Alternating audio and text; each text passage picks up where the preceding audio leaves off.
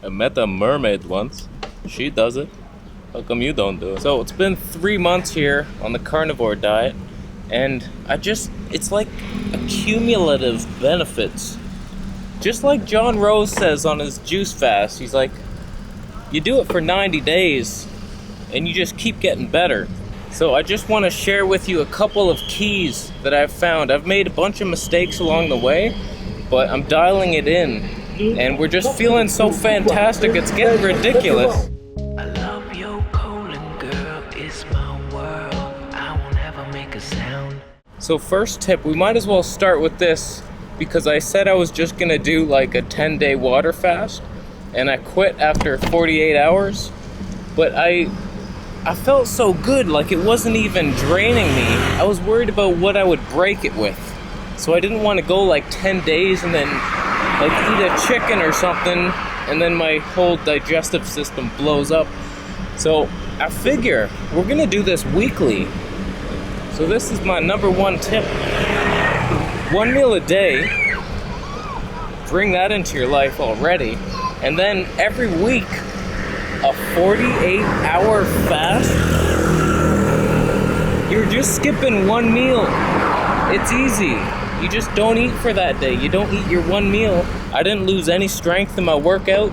It's like only benefits. It was one of the most beneficial fasts I've ever had.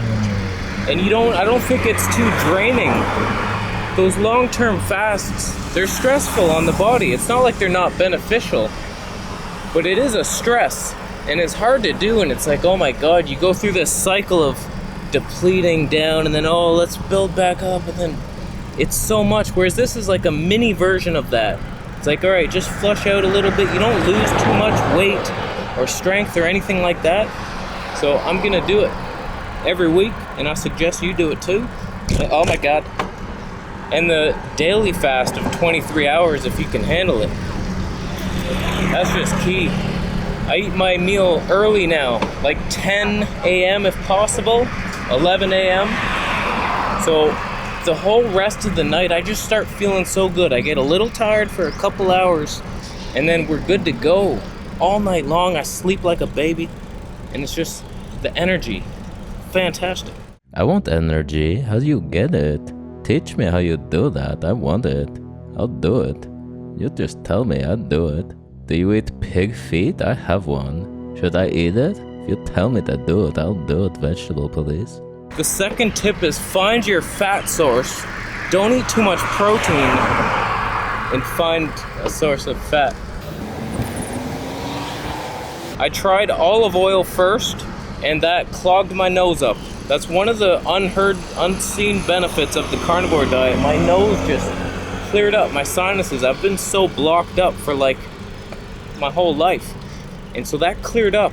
And so it's very weird that you add in one food and it clogs up again. So olive oil is out, or Bertolli olive oil is a cheap canola oil ripoff. So we'll experiment with like a stone pressed organic one day, but olive oil's out. I take a shortcut through this part so I don't have to loop all around that, but then it's always, oh my God. Then I tried macadamia nuts. Those were not good. Just the fiber. I don't like fiber. This is like one of the main benefits. There's two benefits to the carnivore diet. One, it's an elimination diet, and two, it has no fiber. I will link a study down below.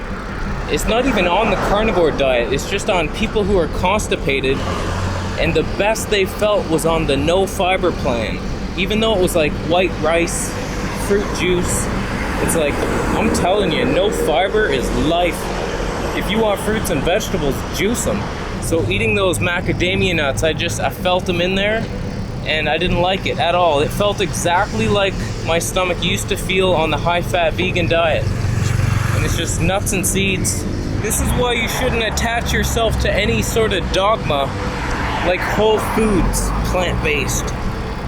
They would say macadamia nuts are superior to macadamia nut oil, but for someone like me with a sensitive gut, that's gonna irritate you.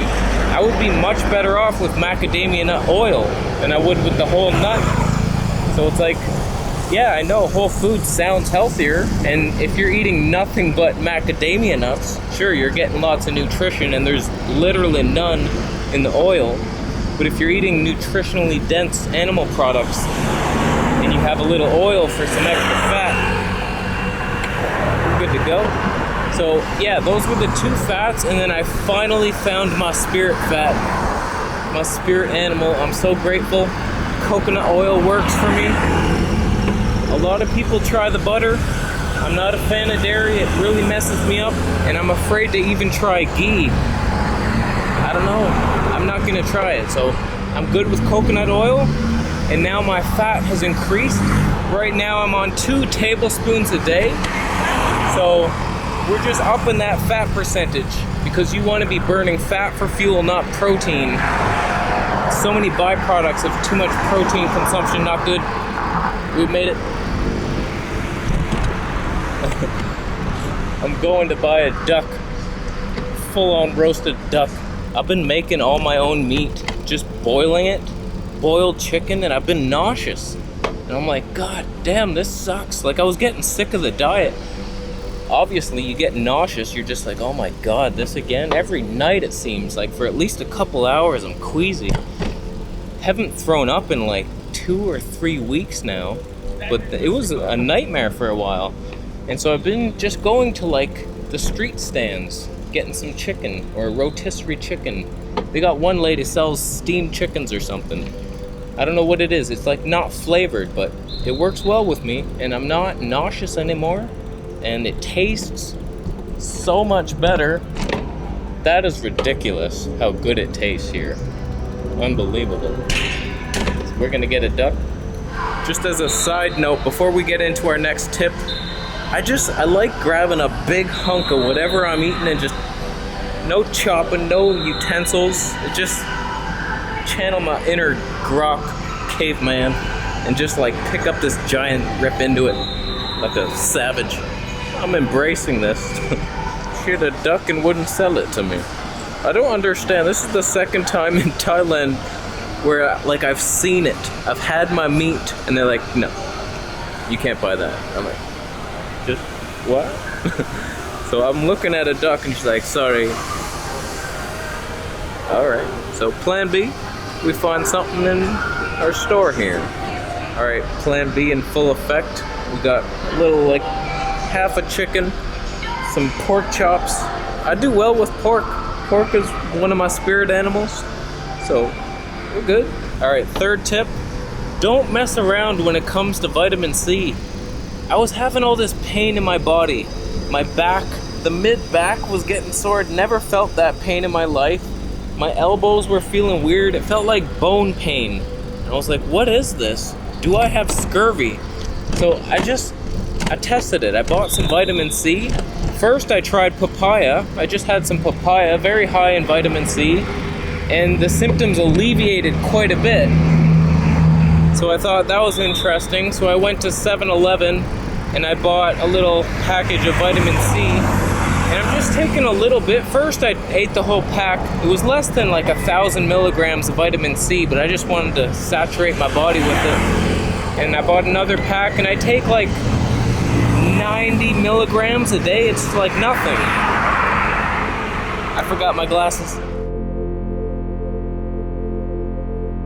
So I've been doing that for like 3 days, and I would say 90% of my pain has gone away, if not 97%. It's like, all right, I think that was it. I was deficient. And I was eating liver. I'm not just eating muscle meat. I make the bone broths. I eat fatty muscle meats, coconut oil. You're so vegan right now. Wow. I'm basically like 13% vegan. It's amazing. But I eat whatever organs I can find. Kidneys are disgusting. They just smell like pee. Oh God. But the livers, chicken livers are A+. So I do it balanced as much as possible, and I wasn't getting enough. I was working with the theory that meat contained a similar substance to vitamin C, an acerbate. I forget what the name is, like dehydroacerbate. And then your body can turn that into vitamin C. There is science suggesting that's possible, but I don't think it was happening in my body, so I wouldn't rely on it. Just get some vitamin C or if you're not wanting to do the full carnivore diet, you get a either low carb source of vitamin C, like broccoli if you can digest that vile weed. I wish I could eat broccoli. I haven't tested that, but I'm not a fan of fiber, and broccoli juice doesn't exactly sound appealing. But if you have a little bit of fruit, maybe you can do that, or just supplement. Some supplements mess me right up, so just keep in mind this is an elimination diet. So start off with no supplements. I didn't start getting pain till like almost 2 months in. I think I depleted whatever vitamin C was in my body, and then my body started freaking out like a pirate, and it was looking for pirate ships to conquer. And there was no gold. There was no gold in our hearts. But we'll find it. We'll find the gold. So treat a supplement like you would any other food on an elimination protocol, and you add just that one supplement and test it for like a week, solid week. And if you start freaking out, start getting itchy, acne, fatigue, anything changes, you get rid of that. Like magnesium citrate seems to give me crazy acne. So, but I'm fine with the glycinate. I have magnesium glycinate. I've had it for a long time, and I still have a bit left, so I tried that. No breakouts after like 4 days, 5 days. So I think we're good on that. So when it comes to supplements, I'm a fan as long as they don't have a negative impact. It's like, who cares? Oh, it's not natural. We would never have it. Who cares? We're humans. We're evolving. We're getting better. We're making beneficial things that we can take that you wouldn't have. There's things like that. Like the cannabis oil apparently helps stuff for a lot of people. We won't go too deep down that rabbit hole, but yeah, it's like that wouldn't exist that concentrated in nature. Who cares? It's like vegans need B12, carnivores need vitamin C, balanced dieters are assholes. It's like, yeah, balanced diet's great if you don't have a chronic disease. That's great, yeah, obviously some fruits and veggies and meat would be a great diet for most people. But if you're trying to overcome something, some of us can't handle the fiber or the anti-nutrients in plants. So it's like, just do what you gotta do to get healthy in this world. It's a crazy world. Throw in some water fasting. I managed to find something more annoying than mosquitoes. Frickin' sandflies. You ever had a sandfly? It bit me here. Look at my body. They just bite you everywhere. I'm lumpy everywhere. It's worse than a mosquito because they bite you instantly. You know it, but you can't find them. They're so tiny. And they go on like the small of your back, right where you can't reach. Like they know your limits. They can spot flexible people and they avoid them, and they say, oh, he's got some shoulder mobility issues. And it's like, I can feel you there right now. And I'm wiggling. They like my carny blood. Another important thing to consider is the stomach acid. I've been having 2 tablespoons of apple cider vinegar before my meals. I just add a little soda water to it, chug it down, and I think that helps. I mean, I would be doing the celery juice, but I don't know. We'll have to try that when I can find celery again, because it's too expensive here and I have no juicer. So that helps rebuild stomach acid. So I would go that route first. Just have 2 cups of celery juice a day. Maybe 10 minutes before your meal, and that will help. But this seems to be helping, so do that. Consider it. Satan sign. That's great. I think that's about it for the tips. Just eat lots of fat, not too much protein. Get a lot of salt in you. That's important. Hydrate yourself. Drink to thirst. Quenching abilities. Focus on that stomach acid so you can digest your meaty meat. And the other thing, supplement vitamin C for the mind, and whatever else you think is helpful. Magnesium can help a lot of people. Vitamin C, vitamin D if you live somewhere crazy. So we're done. Post your tips down below if you have any. How to thrive on a carnivore diet. I don't want to hear your vegan tips. Oh, spread flowers on everything. Shut your mouth. Okay, we're done. Thanks for watching the video. Consider giving it a thumbs up if you liked it. Could you do this? Thumbs down if you squeeze lemons onto horses and then you pet them with a fork. That's just mean. It's mean-spirited. It's not even ethical. It's like the opposite of ethical. He's so vegan right now. There's a lot of vegan food there. Don't look at that side. It's mostly vegan. I did buy gelatin. I haven't tried it yet. I was trying it back in Chiang Mai and I think I was getting gas from it, but I might have increased too much. And this I haven't been taking. Magnesium glycinate networks. Maca. I don't know that I'll ever take that again. It's got fiber, doesn't it? Damn that fiber.